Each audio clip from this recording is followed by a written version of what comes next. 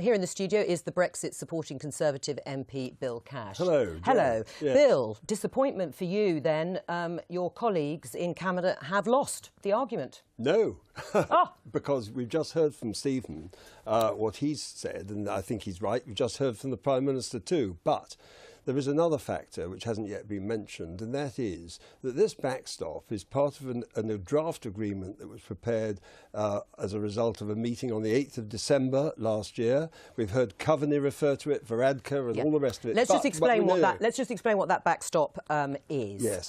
Tell the viewers exactly what it means. Well, what it means is that there is a final option C, which they say would mean that we would have to fit in with the regulatory alignment of the customs union in relation to the Irish north and south. In order to keep it frictionless. In order to keep it frictionless. Right. However, the fact is that that agreement is not a legally binding document. It is not yet part of the withdrawal agreement. Right. And it is, we had a meeting yesterday with Karen Bradley, the Secretary of State for Northern Ireland, in front of my committee, the European Scrutiny Committee, and we went into all this. And the plain fact is that it is not binding.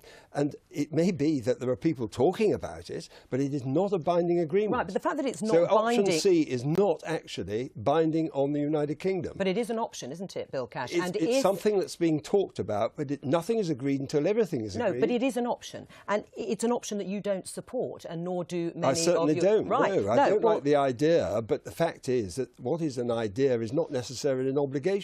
Right. And there is no obligation. There are loads of things, Joe, that are being discussed at the moment with contrary views as to whether they're good ideas or not. The question is what will actually happen. Yes. And that will be decided by a legal obligation in an agreement. Right, well, let's talk about what might happen. Everybody says they want a frictionless border. Yes. Everybody says and there must be no hard infrastructure. No hard we've heard it. Yeah, exactly. 3 cheers.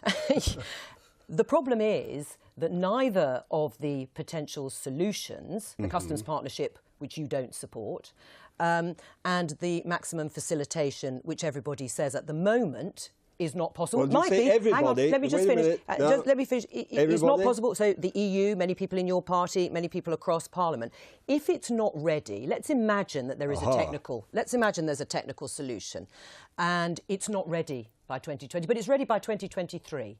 So are you prepared to stay in the customs union until then? Can I just make the point about the money, which Stephen Stimford went, answer that question. If we stay in after the 30th of December 2020, in other words, on the 1st of January 2021, yes.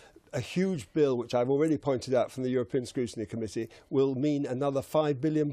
Right, but that's not the answer to my question. Would you be prepared to do that? Well, the short answer is I certainly don't want to, but this is an objective which is currently being discussed. We're in the business of ideas, not legal obligations at the moment. I can't make myself... We must not give in to ultimatums from Tusk, Barnier, Varadkar, Coveney. That's what they're doing. Remain a Tory.